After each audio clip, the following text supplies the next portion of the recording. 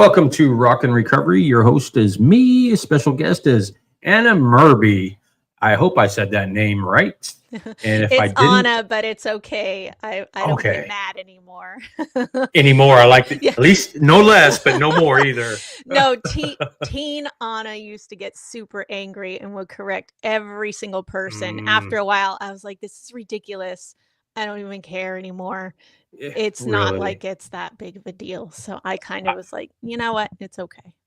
I was thinking I was going to screw up the last name, honestly. I have had people say Ana Murphy is like, nope. So if I get spam calls or anything and they call my name completely wrong, I just say no, she's not here. I don't feel Yeah. like I'm lying. They're not saying my name right at all. So why not? Well, welcome to my podcast. Thank Thank you you. for being a guest, and we'll just jump right into your story and All what right. you want to talk about. So, everybody, this is Anna, and she's here. Well, thank you for having me, Jay. I'm very honored to have a chance to be on your podcast. Thank you. I I appreciate that. I grew up in a legalistic Christian home. It wasn't necessarily their fault. It was just that's just how I was raised. You do what we say. This is what the Bible says. You do it. You don't question it. If you question it, you're not really a believer. Like that's just how I felt. No one in my family ever said that, but some of the churches I went to, it just felt like that's what they were getting at. So I was always afraid that if I had any thoughts of doubt or anything like that if I expressed them, someone was going to be concerned that I was going to fall off the Christian wagon, if you will. So I just did everything I was supposed to, everything the Bible told me to do, everything I was told to do. I didn't want to make waves. I just wanted to be a good girl and do the right things. Never understood why, never took the time to see, do I really want to do this or am I just doing this for others? I was a big people pleaser.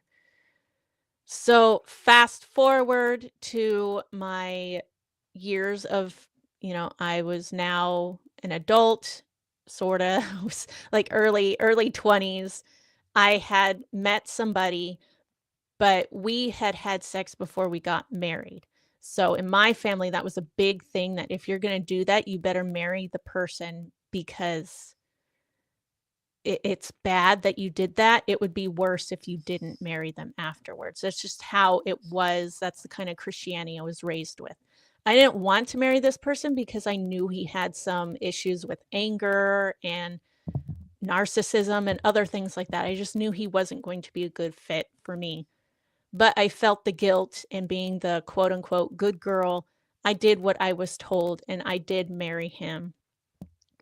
Right away, I didn't want to be married to him. I was already mentally checked out immediately. We got pregnant not long after that. He was not a good father, even though she wasn't even born yet. He was terrible to me while I was pregnant. And then after she came, of course, he was also abusive to her, along with being emotionally and mentally abusive to me. We were only married for 3 years, but during that time, there was a lot that happened. And because of that, once I got out of that situation, I just was like, okay, I'm going to be in control of my life this time. Nobody's going to tell me what to do, not even God. I was just done at that point. I just felt like I had this mental break inside of me. So what I did is whatever I wanted for a good almost a year. I binge drank. I tried to do drugs once. I stunk at it. So I was like, okay, this Well, stinks. I'm not doing this. good thing. Yeah, yeah. And I also was sleeping around and all that stopped for the most part after 8 months because in the back of my mind and my family that I was living with, because I was living with my dad and my grandparents, they were praying for me. They were still loving on me. They'd occasionally say something like, you shouldn't be doing this. And I just fed off that. But I always in the back of my mind knew that everything I was doing was wrong because I grew up in that Christian home. So I knew it was wrong to be doing these things. But I didn't care. I wanted to sow my wild oats. I should have done as a teenager, but now I'm a young mom and I'm not mentally in my right mind. So after 8 months, I had gotten tired of the battle of this is wrong. You shouldn't be doing it, feeling the guilt and shame, the nausea that came with me feeling guilty and shameful for anything. I was just done with it. And I said, you know what? I'm not going to do this anymore. So I stopped sleeping around with people. I didn't necessarily stop the drinking. I was still doing that, but I was able to curb it a little more for a little bit. But after that, I jumped into another relationship instead of doing what I should have done, which is get myself better mentally. But I jumped into another relationship and moved in with him. And after 2 years, he didn't want to be married anymore. That completely threw me. I could not handle it. And then God found me there and he helped me through and picked me back up in a way that I wasn't expecting. It was through a conversation with my former mother-in-law. She didn't like me, but she was a Christian and she just kind of laid into me respectfully and told me what I needed to do. So I dropped to my knees, repented, got right with God. And now I'm married to a wonderful man. We have 3 kids of our own. I have my other 2 from my other marriage, so that makes 5. And, it's hard being a woman who has 2 kids with 2 different fathers, and on top of that, I'm married again. Definitely as a Christian, you get a little side eye and everything from that. But I feel like I can speak to something that a lot of people think is not worth hearing, but I can speak to what makes a healthy marriage and what doesn't make a healthy marriage because of everything I've gone through. And quote unquote, I was a Christian at that time for all of that. But I think that gives me an avenue to speak into, our lives are supposed to look like Christ. And my life did not look like Christ at all during those 2 marriages. Now it's a lot better. I still have stuff to do. I'm not perfect, but it definitely looks nothing like it did before. So during my second marriage, that's when I think my alcohol addiction that I had was gone, because I did have an addiction to it. And it got to the point where I got alcohol poisoning for 3 Wow. days straight. I literally could not even sit up in bed without vomiting. It was bad. Mhm. After that, I was like, I will never drink again. And to this day, I have rarely drank anything. And if I have, it's literally just a sip, because I will feel that buzz feeling immediately. Whereas before, I could drink everything and I would feel nothing for a long time. Now, as I can take one sip, I can feel the buzz and I start getting a panic attack. And I'm like, I don't want anything else. So I barely drink anything. It's very rare if you see me doing that. That situation just was enough for me to say, yeah, I'm done with that. So now I'm pregnant with my 3rd child, and I've been married for a few years now. And God decides to work on the biggest addiction that I've had my whole life. Pretty much, 17 years at that point. But the reason I got into my addiction to pornography is because I had some issues with sexual molestation from certain people in my life throughout my life. And I've already made my amends with them and with God. So, I never name drop anything. But that situation, kind of stimulated this part of me to want to know, what is this feeling that I'm feeling? So as I was younger, it was kind of a progression, the old turnstile TVs where you had to actually go up to it and turn the dials. I was doing that, and the squiggly channels would sometimes have like the Playboy channel or something on it. Right. And it was squiggly because we didn't have those. So I'm sitting there and I'm trying to look, and it's doing something to me, and I don't know what it is, but it's like a relaxing feeling. So I had been training my brain that if you're feeling negativity, or if you're feeling sad or Mhm. angry or whatever negative emotion I was feeling, this is the kind of stuff that helps you get rid of it. So throughout my younger years, going on into my older years, that's what I would use to help me relieve any sort of negativity I had. And as an adult, being a parent, it's frustrating being a parent. So whenever I got angry with my kids, I would turn to pornography. But at the same time, I hated myself for it. I knew it was wrong. I felt like a hypocritical Christian, because I called myself a Christian, but I was still doing this. I didn't see it as an addiction at first. I didn't think it was a thing because I could go for long periods of time and not look at it. But then I would look at it and I'd crash hard for a certain amount of time and then I'd take another break. And like it just didn't feel like an actual addiction to me. It just felt like I can control this until I can't. So I I guess God finally got tired of having this quote unquote repentant spirit that I had every single time I did this and said, "Oh, I'm sorry. I'm not going to do this again. I hate myself for it." I think he just got tired of it. So while I was pregnant with my third child, he decided to do something about it. So my son at the time was 4, and I had put him in bed for a nap. I was having a bad day over something. I have no clue what it was. But I put him down for his nap earlier because I needed to go and relieve that tension. So I told him to stay in bed, go to sleep. It's fine.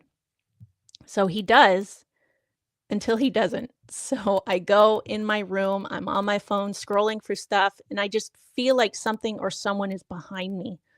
I look behind me and it's my son. I start flipping out. He can't actually see what's on my screen, and I hadn't started looking at anything with noise. So I just freaked out just because he had caught me doing it, basically.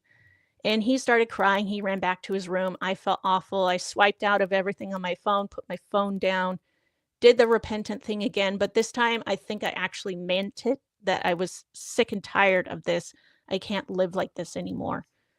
So he decided to go a step further. And after my son woke up, I apologized to my son. I told him I'm sorry for yelling. I said, "Why did you get out? You don't usually get out of bed when I put you down." He said, "God told me to go find you." And that was enough for me. I started crying. I hugged him. And I said, "I love you. I'm proud of you for listening. You're fine. Mommy's got something to work on. I'll be okay." So that night, I could not sleep at all. I was very sad by everything and went out to the living room and just started crying. And I cried so hard that I woke my husband up. He came out to see what was going on, so I told him. And for the first time ever, I said, "I have an addiction to pornography." I had never called it an addiction before. I just said I had an issue with pornography. Like, he knew I had this problem in the past, but he didn't know it was still a thing that was Right. going on. So, and nobody else knew I had this problem until I told them I had this problem because I was really good at hiding it. So, I told him about it. I gave him all my passwords, everything, like he had full access if he wanted to ever check up on me. I told my parents, I told friends from church, I told friends who weren't from church. Like, I just started telling everybody. I was a big volcano flowing of telling people my problem. I felt like I needed all that accountability, whether they actually checked up on me or not, which they never did. But just knowing that people knew was enough to get me to stop. Did you But get a bunch of strange looks at that time when you're telling these people? not from my family. They appreciated me being honest, but some people from church, I'm sure it rubbed them in an awkward way, and, like, Right. the dimension between us kind of shifted a little bit, but that was okay because the people who really cared or weren't put off by it are still with me today, and that's fine. Absolutely. I've learned that you can't just go blabbing everything to everyone anyway, so it was a life lesson that needed to be learned, but it was also just helpful for me. I think it was more for me at that point that I didn't really think about how other people hearing it would be affected by it. But yeah, I mean, So there were some awkward moments. I know a lot of people equate porn with sex. So was it sex or just porn, a porn addiction? For Porn me, it was addiction. just porn. Okay. Yeah, it was nothing else. I did have some infidelity issues in the first marriage, which I'm thinking just because when you look at pornography, it kind of gives you that it's okay to cheat on your spouse kind of attitude, and you're Kind of like already that in a fantasy lifestyle. yeah, you're already Yeah. in a dark place at that point. Then you're just kind of like it's a slippery slope, I guess. But no, nothing ever really came of that other than during that marriage. I was able to just confine it to just being pornography, which isn't any better, but still. And another question is, did you equate porn with love, or was it, Mm. because you felt bad about yourself? Is that why maybe that you weren't getting something and you felt like this is the only way to fill that gap? I think at first that's one of the things that I started with in my first marriage for sure.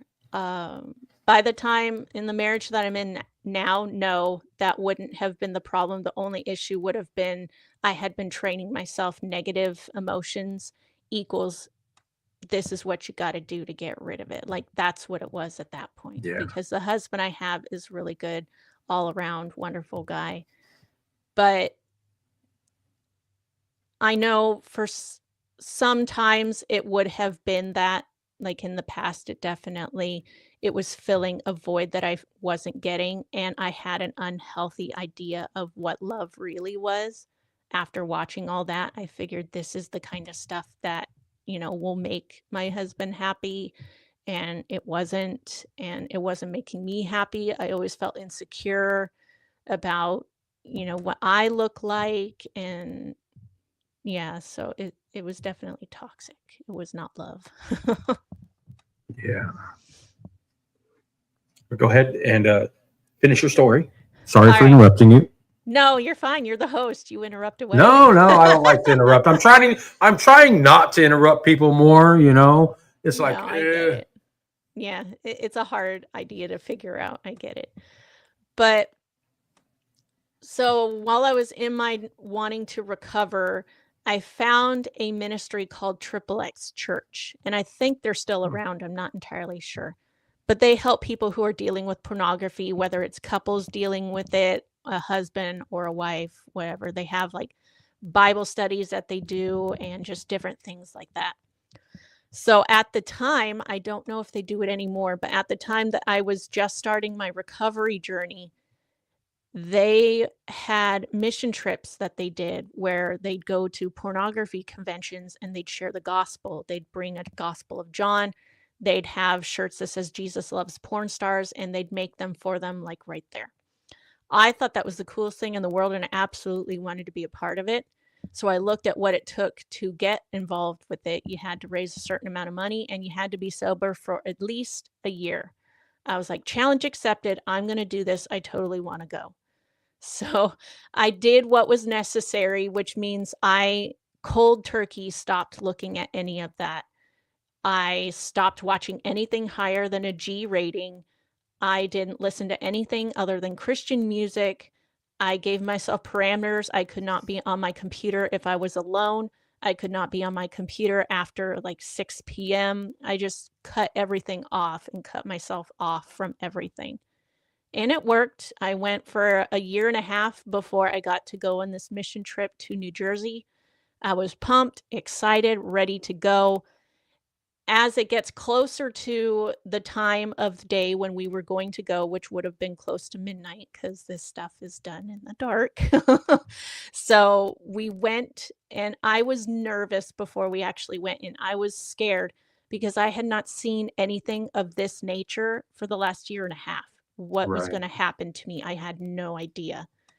And I knew what was behind those doors because I had seen it before, and I was still trying to purge the images from my brain.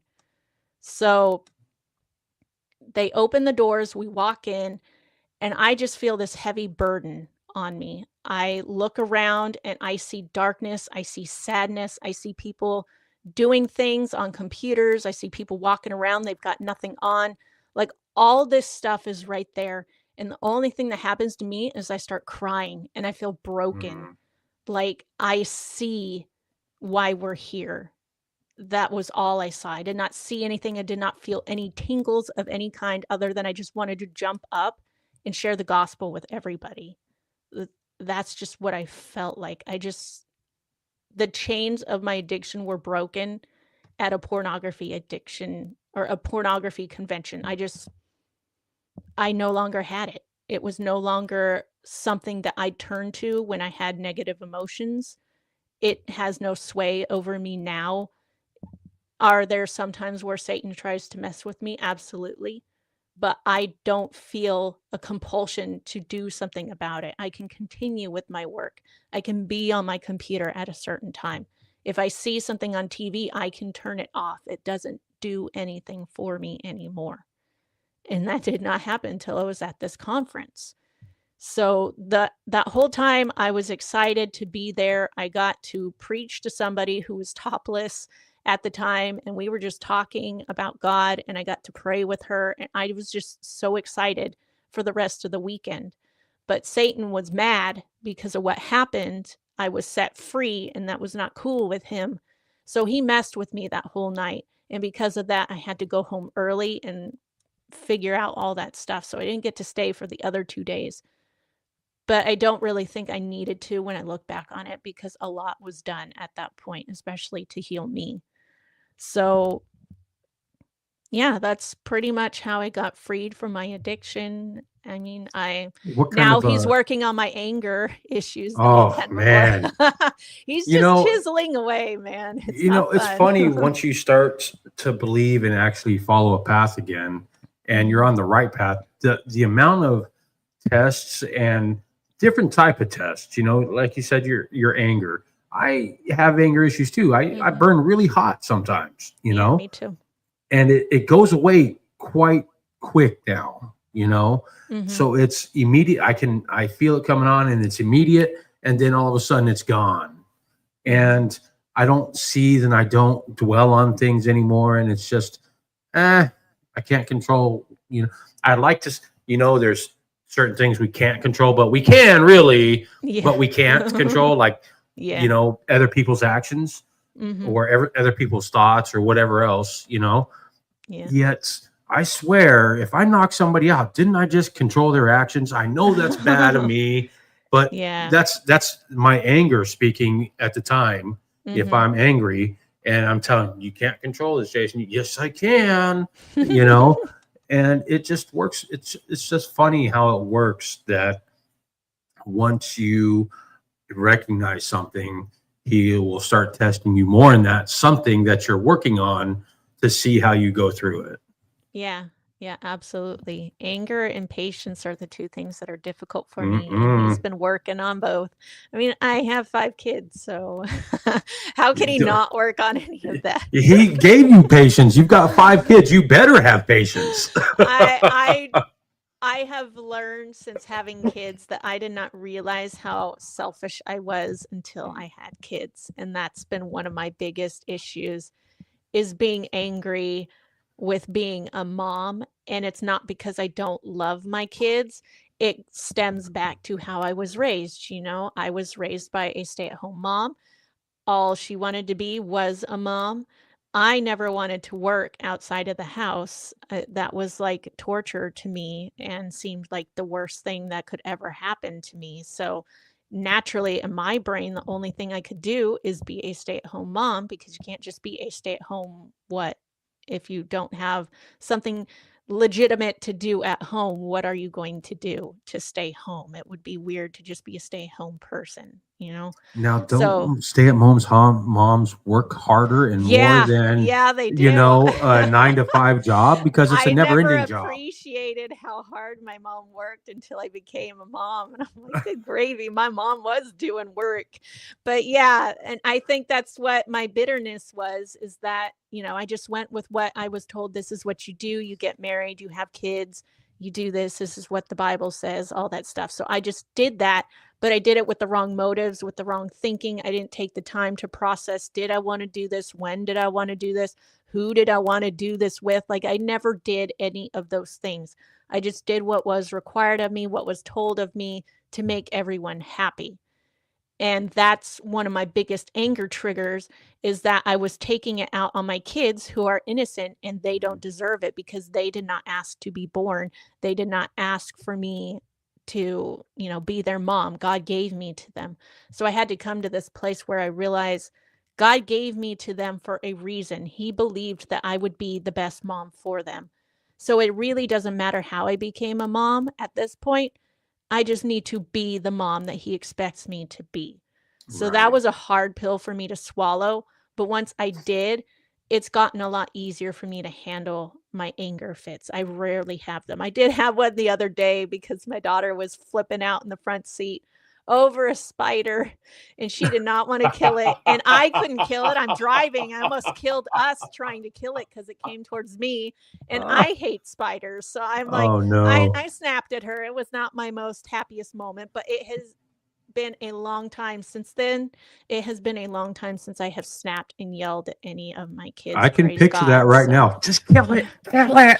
oh, I kept saying, I was like, just murder the thing. I can't do it. We will die if I try. It was bad. I can But see yeah, that. I actually had a visual of you going down the road yelling at your daughter just to, yeah, yeah, I really, absolutely. it's funny, Yeah. yet being with kids, how are you raising them in what's the dynamic of your house as you're trying to raise them as Christians too, I would Yeah. imagine. Yeah. And what are some of the biggest misconceptions of a true Christian, a believer, a true Christian, however you want to say it, and just somebody that goes to church? Well, for my first two children, unfortunately, I wasn't starting them off right. And even more unfortunate for my oldest, who's 18 now, and she lives with her aunt and uncle in California. She is not following Christ right now. She has chosen not to. And I was not the best mom to her in many different aspects. I didn't understand the difference between true Christianity and just being a Christian who goes to church. So she saw the hypocritical side of things. She gets that from her dad as well because he claims to be a Christian, but he's absolutely the worst. And he's the worst to her. So she sees her heavenly father in that dynamic as well, which pains me. Kind of in a negative aspect. Yeah, absolutely. But my son, his father, his biological father, says that he believes in God, but he's not really doing much to show that, I guess. I mean, it's not like I talk to him too often, but I see him when he picks him up and stuff, and it just doesn't seem like there's a lot of fruit there. It's not for me to judge, but just from what I've seen. So my son is getting that version of Christianity where you don't have to go to church, you don't have to read your Bible all the time. Maybe a bad word will slip out, but you're still a Christian, you know? And then he's getting over here where we're like, well, it's important that we meet together in church as a unit, a Christian unit. It's important to stay close and connected with that. I'm also teaching them that it's important to read the Bible and to stay focused on God, because when you start your day with God, you have a better day. Doesn't Absolutely. make everything easier or doesn't mean everything's going to be perfect, but you can handle everything more. So I'm trying to show them by example rather than just telling them how I feel like I was raised, was just being told. I didn't really see much of the fruit of what I was told by my family, but I want to show them what you're supposed to do. So I am very humble where if I make a mistake, I will apologize to them. And in regards to the spider thing I had mentioned earlier, I was like, "Oh my gosh," when she was, freaking out. And I said it a couple times, and she's like, "You're not supposed to say that." I have taught them that you can't say that because it's kind of a form of saying OMG, like the actual Hmm. thing. And we're trying not to take the Lord's name in vain. So I've told them they can't say that. And I was like, "Yeah, I know. I'm just frustrated." So then later we processed through everything. I talked to her. And then she's like, "Well, you said this." I was like, "That's very true." I said, "Mommy needs to be punished for that." I said, "So mommy's gonna go take a time out in her room. Oh no." And she's looking at me like, oh goodness. So, and then I looked at her and I said, though, you're right. Mommy did do something that she's told you is wrong. And I'm very sorry for that. So I gave her a little leeway on what her punishment was for the week. And I gave her a break for yesterday that she could watch her brother play video games rather than, "No, you can't watch TV at all today." I said, "That's because mommy made a mistake. Here's, you're getting some grace and everything." So I'm trying to be more intentional with them on actually being the hands and feet of Christ showing them that it's Leading by okay. example. Yeah, showing them it's okay if you make a mistake, that you can own up to it, and maybe you'll have to suffer some consequences for it.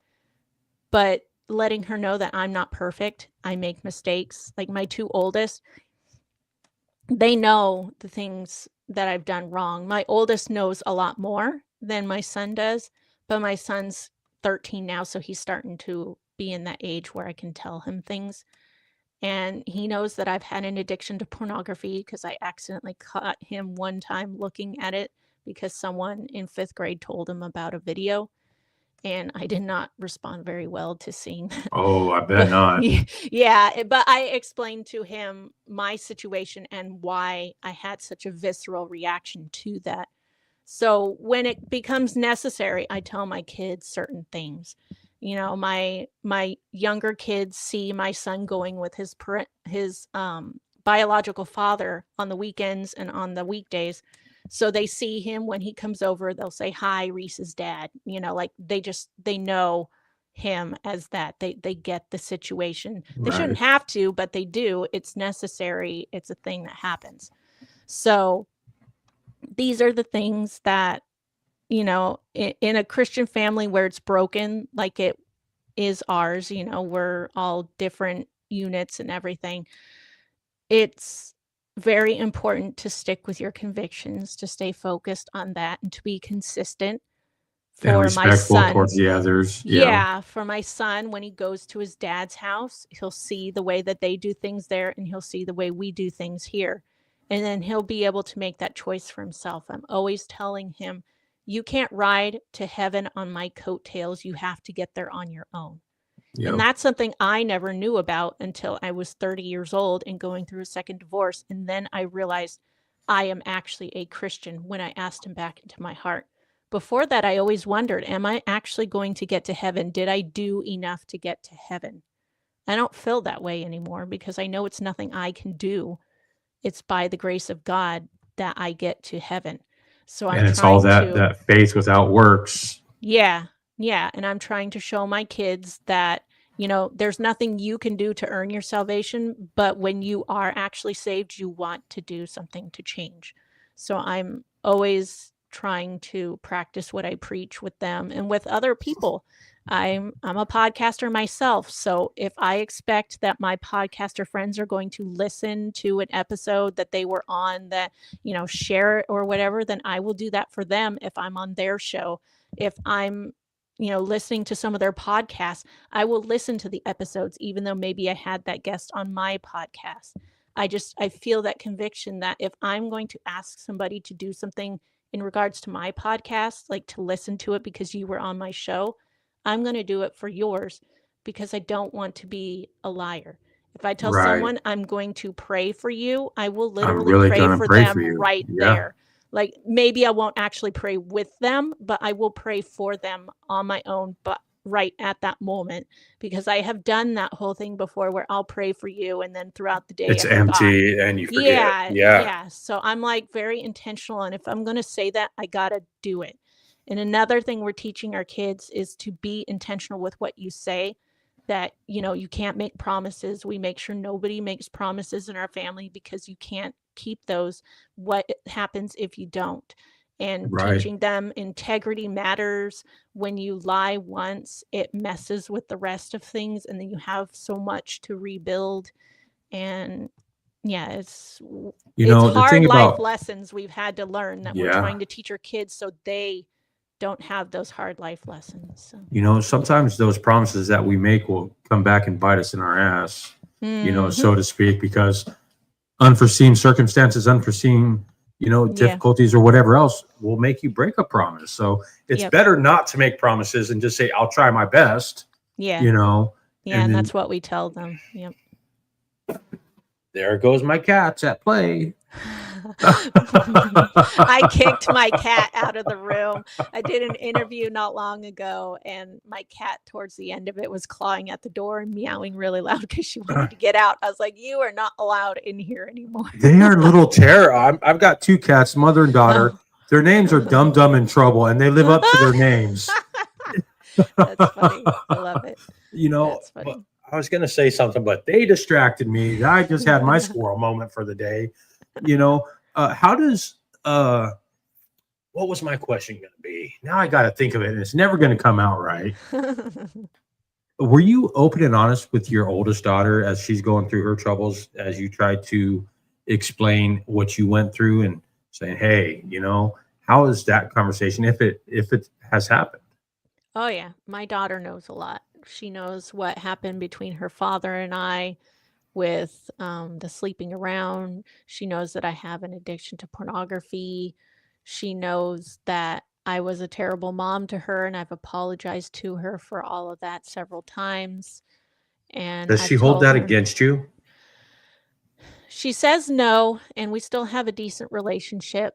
Um, when she's having issues with her dad, she'll come to me and talk with me about it. If she just wants to talk, she'll talk. She doesn't talk consistently, but it's okay because I'm not really that kind of a person anyways. I'm more like, can you text me? I don't want to call kind of person.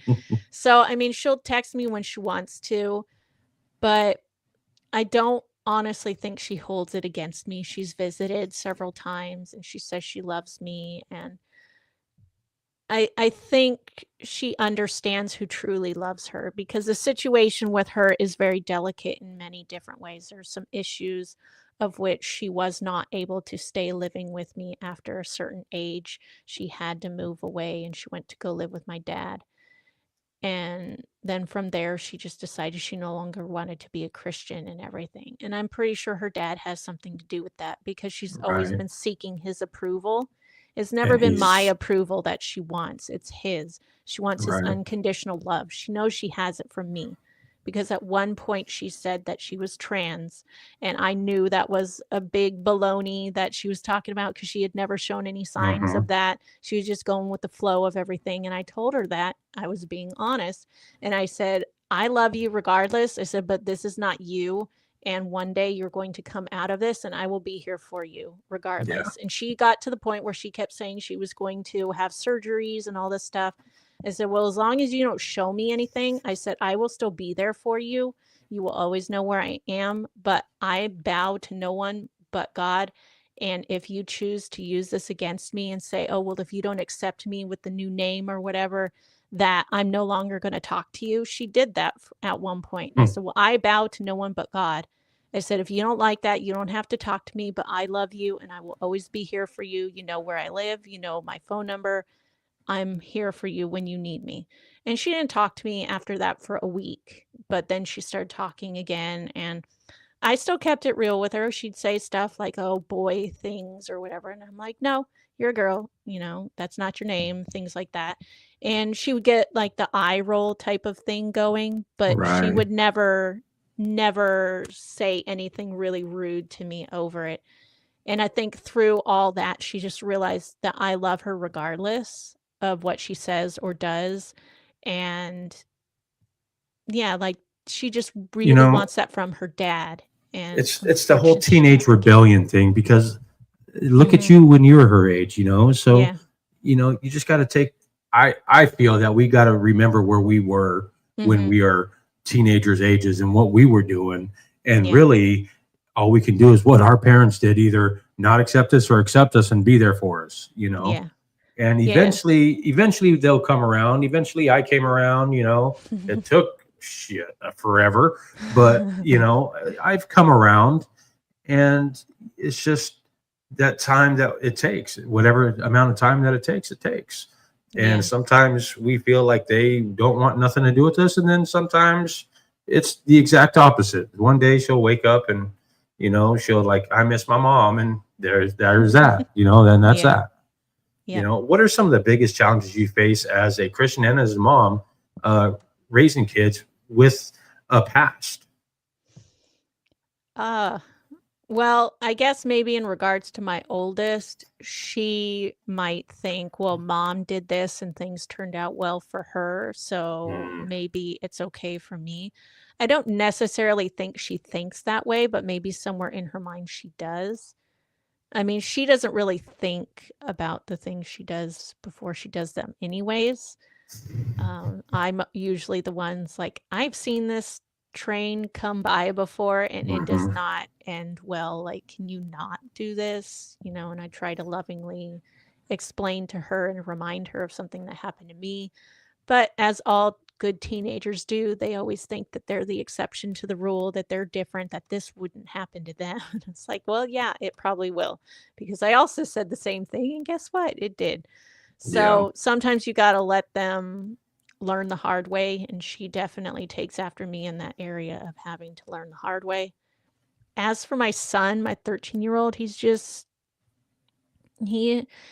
he's kind of, I don't want to call it apathetic, but he's just kind of not there with wanting to be close to God. And I Just don't, covering him for himself so far. yeah, I don't think anything I've told him has done anything to change his point of view on me.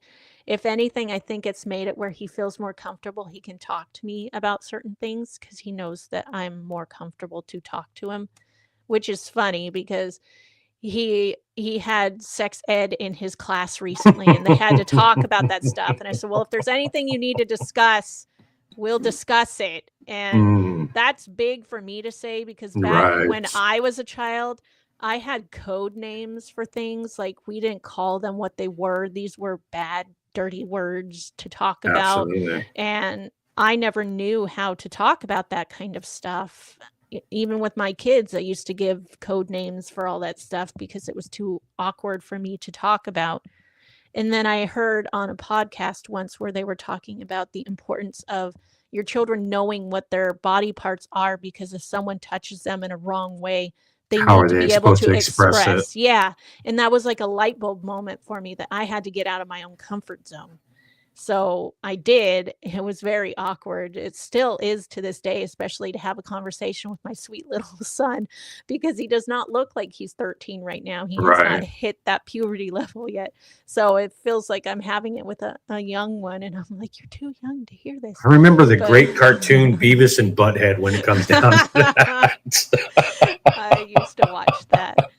Yeah, Uh, I love it though, because he'll ask me questions that I thought I'd never have to talk about. What's right. trans? What's this? Somebody who's saying they're a furry, like all these random things that I didn't have to deal with as a child. I'm like, what in the world? But I've listened to podcasts, I've heard things, I've seen things. I've gotten more relaxed where I can have these conversations with them. Right. And if it's something I don't feel I can speak to, I'll just tell his dad, hey, he was asking about this. Since you're a man, I feel like maybe you should talk Mm, about it. And yeah. his dad has had conversations with them, and it gets awkward, but it's necessary that sometimes they need to know the things. And I make sure that I know that it's absolutely necessary for them to know certain things, because I don't want it to affect me, our relationship, but I Right. don't want it to affect the relationship of other people. Like, my son knows why we got divorced. And I told him, I said, don't you dare disrespect your dad over the fact that he wanted to leave. I said, Right. these are the things that happen. I said, I'm in a good place right We now. grow Your separate. It's stepdad just, is yeah. good. Yeah. Yeah. Like I just tried to let him know, that these are the things that happen in life, and when you make poor choices or when you aren't thinking straight. And that's why you We gotta rush into do the right things. things. Right. Yeah, exactly. So I use it very much to explain that I have made the mistake, so hopefully you don't have to. That's always what I Right. follow it up with at the end of any conversation. That's how I end it. And I hope and pray that they listen to it. And sometimes they do, sometimes they don't. Yeah, that's a kid. I still do that to Yeah. my mom right now. Sometimes Yeah. I listen to her, sometimes I don't, you Yep. know, but Yep. for the most part, we get along really, really well. There's certain things that I just won't talk about with my mom. I'm sure there's certain things that she just won't talk about me, you Yeah. know, Yeah. even though we talk basically daily, it's like, okay, Yeah. whatever, Yeah, you my know. 9-year-old, she's very inquisitive. She wants to know everything about everything. Mm, She's been asking me why Sissy, which is what we call her older sister, why hmm. she had to leave a while ago. And I said, well, I'm not telling you that. You don't need to know. and there's a lot to it of which she doesn't need to know Right. age-wise, and she just doesn't need to know out of respect for her sister.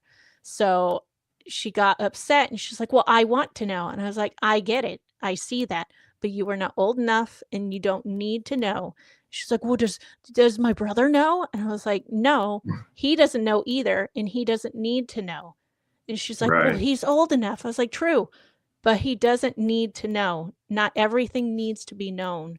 That's And right. just tried to let her know, and she didn't like it, but I don't see that it's beneficial for me to tell them because it's such a serious situation that Right. it upsets their sister, and it has made a rift in our relationship as a Right. family. And out of respect for her, I don't bring it up to anybody. Yeah. So So tell me about your books that you've written, and then we'll get into your podcast. all right. So the books that I've written are 3 novels. One of them I wrote back when I was 17, but that was Wow. the most recent one that I listed, or published, I guess is the word. It's called Phobia, and it's out of the ordinary from the other 2 because this one I would not say is biblically based. It's from back when I was saying I was a Christian as a 17-year-old, but I was still living my life, and I really liked thriller movies. I really liked the 90s rom-coms, and Oh, I was absolutely. desperate for wanting to be loved unconditionally, and you can really feel the heart of a 17-year-old in the book because as I was wanting to publish it, I read through it and I'm like, "Ooh, I really wanna spruce this up to who I am now." And I You tried cringed twice. yourself. Yeah, I tried twice to cleanse it and make it into who I am now. I could not get past a certain Right. point. It's a small book to begin with, but I could not do it. And I was just like, "Okay, then maybe I just won't publish it." And then someone at church mentioned, "Maybe just release it the way that it is. Maybe just clean up the grammar a little bit and just leave it the way that it is because teens are going to be able to resonate with what you're saying. And whatever God wants to say to that, it'll be helpful." And I'm like, "Okay, I guess I could do that. It'd be one of the easiest publishings I've ever done." So I was like, "Okay." So that's what I did basically is just cleaned up the grammar and fix things up so it looked a little better, but I did not mess with the overall angle of the story and everything and the content. And I put a note in the beginning explaining why I didn't do that, why this is not who I am today, but this is who I was back then. And yeah, I was just hoping that it would be a chance for younger people to see that they're not alone, that someone gets it, that, their situation may look dark, but this was too, like, just to see that they're not the only one with teen angst, I guess. Right. So there's that one. That one's called Phobia. My first novel that I ever published was back in 2020, and that one was called The Right Way to Say Goodbye. And Mm. it is not necessarily based off of me trying to save my second marriage, but it was inspired by that. And the main character is a young man who's trying to save his marriage. And it took me 5 years to publish that Wow. because I was fighting with God on what it should be and how it should be and where it should be based, like the location of where the characters were and stuff. And there's a whole different long story for that as to why that was an issue. But once I actually submitted to God what I had planned for the story, that's when it started flowing. And it probably would have taken a lot less than 5 years had I not been so stubborn. But I love that story. It had been in my brain for a long time. I put a lot of love and myself into it.